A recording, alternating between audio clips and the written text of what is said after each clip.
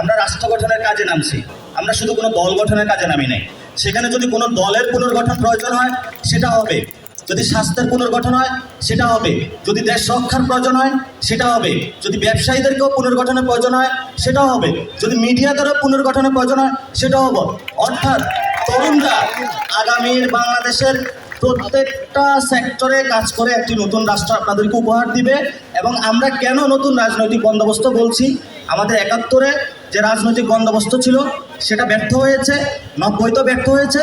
তবে তরুণরা আমরা প্রতিশ্রুতিবদ্ধ এবং আপনারাও প্রতিশ্রুতিবদ্ধ, এবার আর আমরা ব্যর্থ হতে দিব না।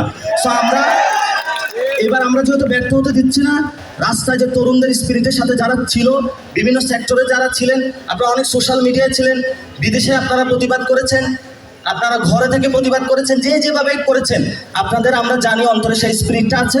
কিন্তু আমরা বিভিন্ন যাত্রাবাড়ি, মিরপুর বিভিন্ন জায়গায় করেছি, কিন্তু আমাদের এখন একসাথে ঐক্যবদ্ধ হওয়াটা প্রয়োজন।